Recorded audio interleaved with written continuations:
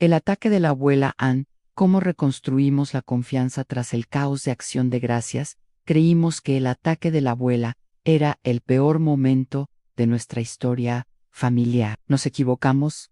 Lo verdaderamente devastador fue entender por qué lo hizo y lo que estaba preparando en silencio. La mesa estaba puesta desde temprano, pero el ambiente llevaba días torcido. Vivíamos en las afueras, en una casa modesta, donde el olor a pavo asado se mezclaba con el café recalentado y el cansancio de todos. Éramos una familia hispanohablante que había adoptado Acción de Gracias como un ritual prestado, una excusa para sentarnos juntos, aunque ya no supiéramos cómo mirarnos sin reproches. La abuela Carmen insistía en que la fiesta era una americanada, pero aún así se sentó a la cabecera, como siempre, con la espalda recta y la mirada dura. Yo la observaba mientras colocaba los cubiertos. Tenía las manos temblorosas, no por la ira, sino por algo más hondo, miedo a perder el control, a que el mundo se le hubiera vuelto demasiado rápido. Desde que murió el abuelo, la casa se había convertido en un campo minado. Ella hablaba sola, olvidaba cosas, se enfurecía por detalles mínimos. Nosotros lo llamábamos carácter. Ahora sé que era fragilidad. La cena empezó con silencios largos. Mi madre cortaba el pavo con precisión mecánica. Mi tío Luis bebía vino como si quisiera anestesiarse. Mi prima Ana miraba el celular bajo la mesa, evitando cruzar miradas. Yo intentaba hacer de mediador, contando anécdotas sin gracia. La abuela apenas probó la comida. Cuando mi madre le preguntó si estaba bien, levantó la vista y dijo, con una calma que heló la habitación: bien, ¿cómo voy a estar bien si me quieren sacar de mi casa? Nadie había dicho eso en voz alta. Era cierto que habíamos hablado de una residencia asistida, de turnarnos para cuidarla, de vender la casa para pagar gastos médicos, pero nunca así, nunca como un ataque frontal. Mi madre intentó explicarse, eligió palabras suaves. A la abuela no escuchó. De pronto, empujó el plato con fuerza. La salsa salpicó el mantel. No me traten como una loca, gritó. Y entonces ocurrió. Se levantó de golpe, tomó el cucharón y lo lanzó hacia mi tío. No le dio, pero el gesto fue suficiente para romper algo que ya estaba agrietado. Ana se levantó llorando. Mi tío respondió con un insulto. Mi madre se quedó paralizada. Yo me acerqué a la abuela para calmarla, y ella me empujó con una fuerza que no esperaba. Caí contra la silla. No fue un golpe grave, pero fue un golpe al corazón. La llamamos el ataque porque no supimos cómo nombrarlo de otra forma sin admitir nuestra propia culpa. Esa noche terminó con sirenas, con un paramédico revisándole la presión, con vecinos mirando desde la acera. La abuela se negó a ir al hospital, firmó papeles con mano temblorosa y nos miró como si ya no nos reconociera. Los días siguientes fueron un caos silencioso. Nadie quería hablar de lo ocurrido. El grupo familiar se llenó de mensajes cruzados, reproches, pelados, silencios más elocuentes que cualquier grito. Mi madre no dormía, se sentía traidora. Mi tío decía que no volvería a pisar la casa. Ana pidió perdón por algo que no había hecho, y yo me sentí responsable por no haber visto venir la tormenta. El primer paso para reconstruir la confianza no fue una disculpa, sino una decisión incómoda: aceptar que no sabíamos cuidar. Buscamos ayuda profesional. Una trabajadora social vino a la casa. Habló con la abuela sin infantilizarla. Le explicó opciones sin imponerlas. La abuela lloró por primera vez en años. Dijo que tenía miedo de desaparecer, de que la encerraran, de ser un estorbo. Nadie la había escuchado así antes. Luego vino la conversación que más costó. Nos sentamos sin mesa, sin comida de por medio. Cada uno habló de su cansancio. Mi madre admitió que no podía sola. Mi tío reconoció su huida. Yo confesé mi enojo y mi vergüenza. La abuela escuchó en silencio. Cuando habló, no pidió perdón de inmediato. Dijo algo más difícil: no sé cómo pedir ayuda sin sentir que pierdo todo. Fue una concesión pequeña y enorme a la vez. Acordamos cosas concretas, horarios al límites, un cuaderno en la cocina para anotar medicación y estados de ánimo. Una palabra clave para pausar discusiones. Un día a la semana en que la abuela saldría con alguien distinto. Y sobre todo, acordamos no hablar de sacarla de la casa sin ella presente. La confianza no volvió de golpe. Hubo recaídas, días en que la abuela volvía a levantar la voz y otros en que nosotros fallábamos. Pero algo había cambiado.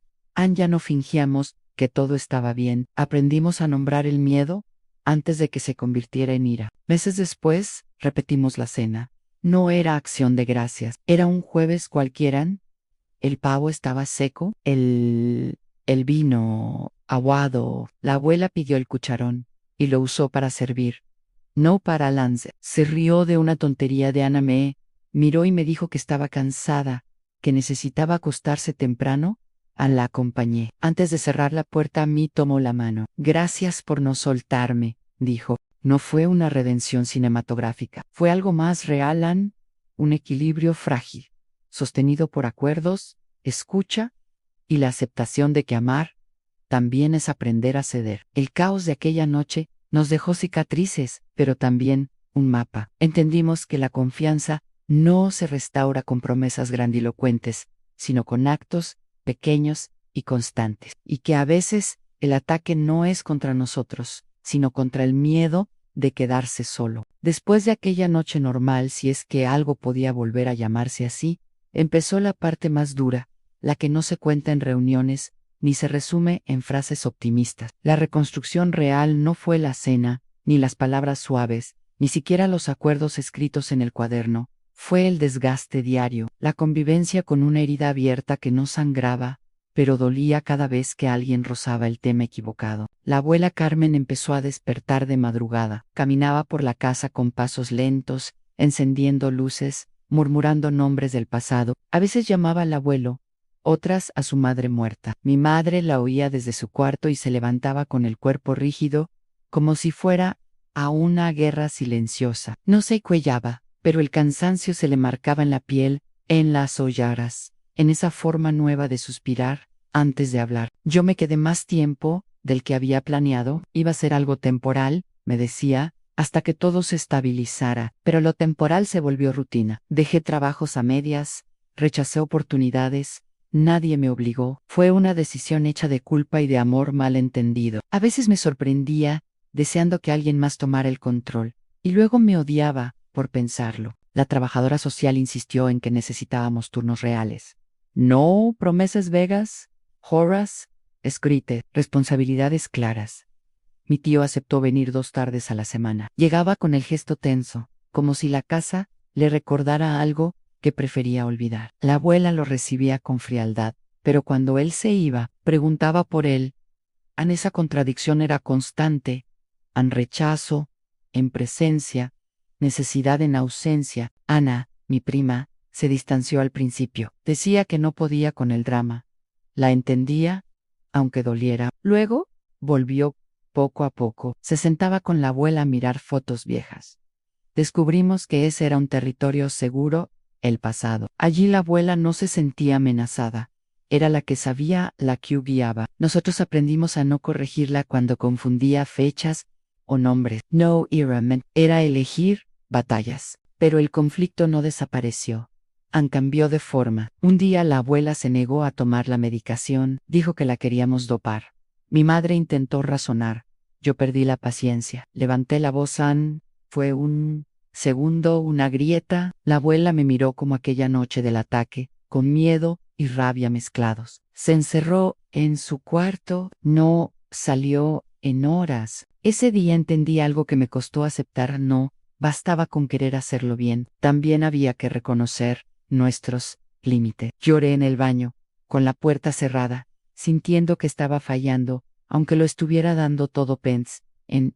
Pensé en huir como mi tío había hecho antes. La diferencia era mínima y, sin embargo, decisiva. La conversación que siguió fue la más honesta hasta entonces. Mi madre me encontró sentado en el suelo de la cocina. No me preguntó nada al principio. Se sentó conmigo. Después dijo, casi en un susurro, no podemos salvarla solos. No era una rendición, era una verdad. Empezamos a considerar opciones que antes nos parecían traición. Un centro de día, apoyo profesional constante. Esta vez lo hicimos distinto. Hablamos con la abuela desde el principio, no como niños explicándole a una anciana, sino como adultos reconociendo su miedo. Ella se resistió, Anne lloró, nos acusó de abandonarla, y luego, agotada, dijo algo que nos dejó sin palabras. Tengo miedo de hacerles daño. Ese fue el giro. Por primera vez, reconocía el impacto de sus actos, sin negarlos ni justificarlos. No pidió perdón de nuevo. No hacía falta. En esa frase había responsabilidad y dolor. Acordamos probar el centro de día 2 veces por semana. Solo para ver, dijo ella. Solo para ver, repetimos nosotros. El primer día fue un desastre. No quería entrar, nos gritó en el estacionamiento. La gente miraba a mi madre, temblaba. Yo quería desaparecer. Pero una mujer del centro se acercó con calma. No la apuró. Le habló de una actividad de cocina, de música antigua. Le dijo que podía irse cuando quisiera. La abuela entró sin mirarnos. Salió distinta, no feliz, no transformada, pero menos tensa. Traía un dibujo mal hecho y una historia sobre otra mujer que había perdido a su esposo.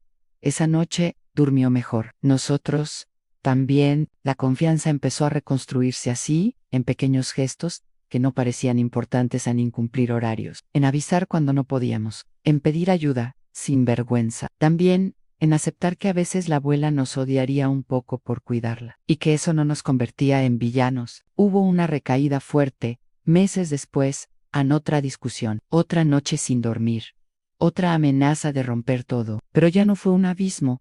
Teníamos herramientas en palabras clave, espacios para respirar, y sobre todo, ya no estábamos solos, ni enfrentados entre nosotros. La familia no volvió a ser la de antes, se volvió otra cosa más consciente, más frágil y más honesta. Aprendimos que el amor no siempre es paciencia infinita, y que cuidar también implica protegerse. La abuela sigue teniendo días malos, sigue temiendo perder su casa, su nombre, su lugar, pero ahora sabe que no está sola. Y nosotros sabemos que confiar no es olvidar lo ocurrido, sino elegir, cada día, no repetirlo. Cuando pienso en aquel ataque, ya no lo veo solo como violencia o caos. Lo veo como una alarma brutal, un punto de quiebre que nos obligó a mirar de frente lo que evitábamos, el miedo a envejecer, a depender, a no ser escuchados. Y también nuestro miedo a no estar a la altura. No hubo final perfecto.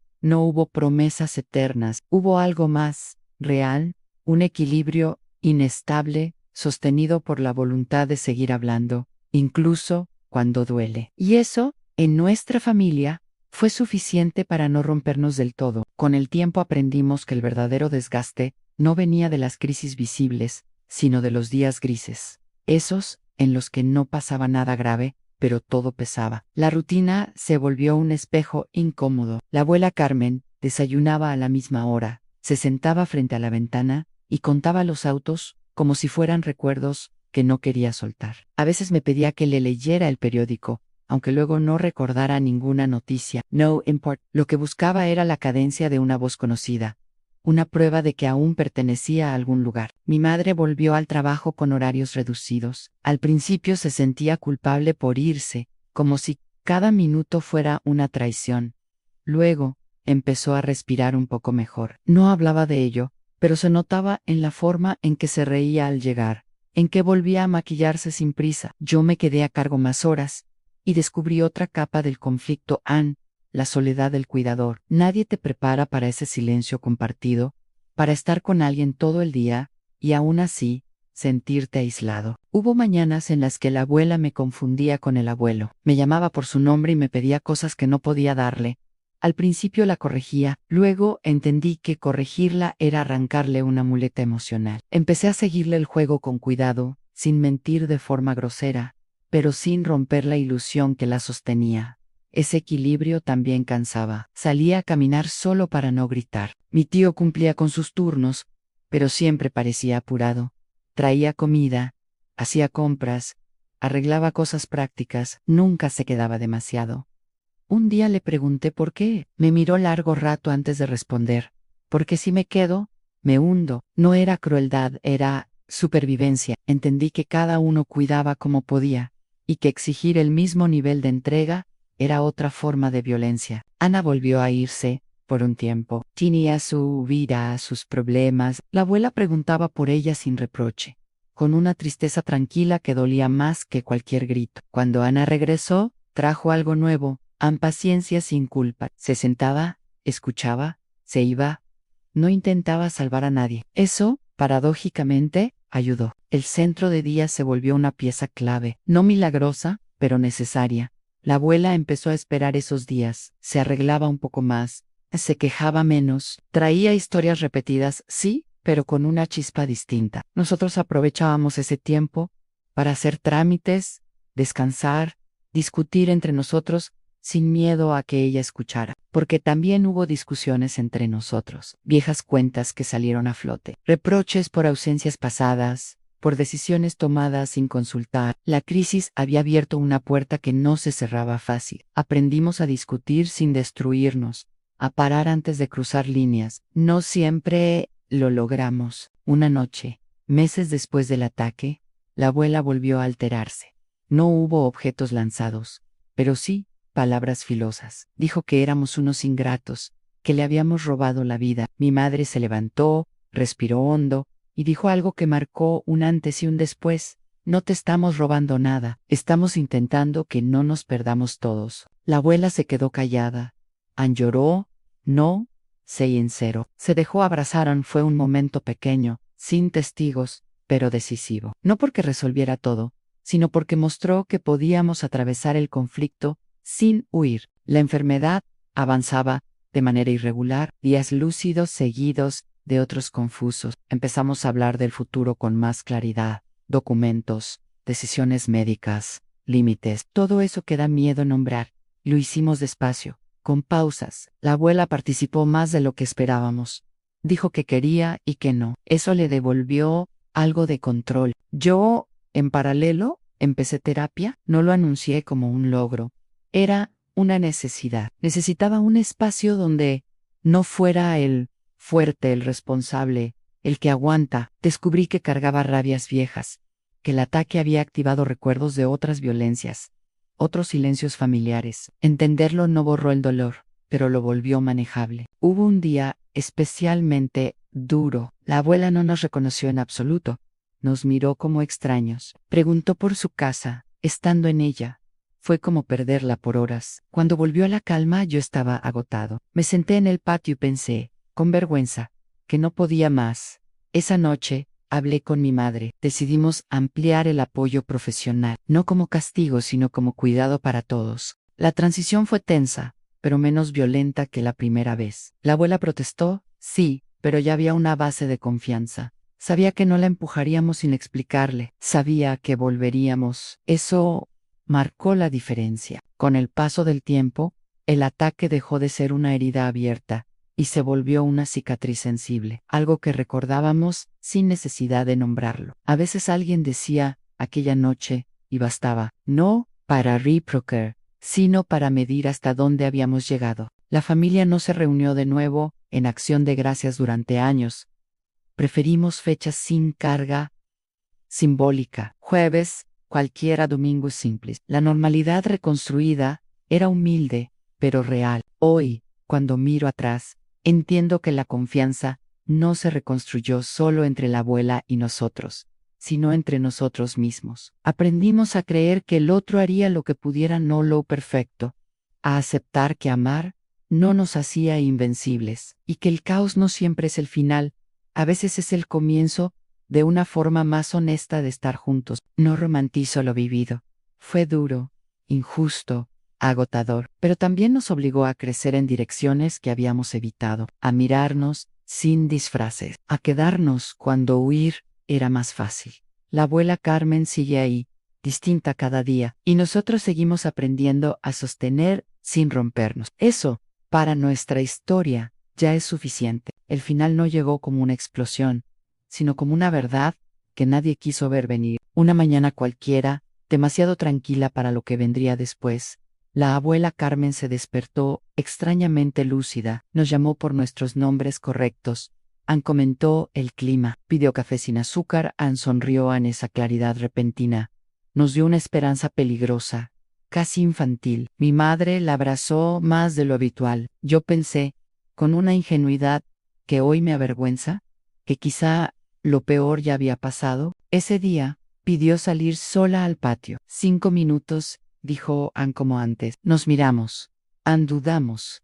El cuaderno estaba lleno de normas, de no dejarla sola, y protocolos, pero su voz era firme, digna. No sonaba perdida, Ann sonaba cansada, y resuelta cedimos. Otra concesión más, pensamos, un pequeño acto de confianza. Pasaron 10 minutos, luego Quince. Cuando salí a buscarla, el patio estaba vacío. La silla seguía allí, el café, frío sobre la mesa, la puerta trasera, entreabierta. La encontramos 2 calles más abajo, sentada en un banco, mirando el tráfico como quien mira un río imposible de cruzar. No lloraba, no gritaba, no parecía desorientada, parecía decidida.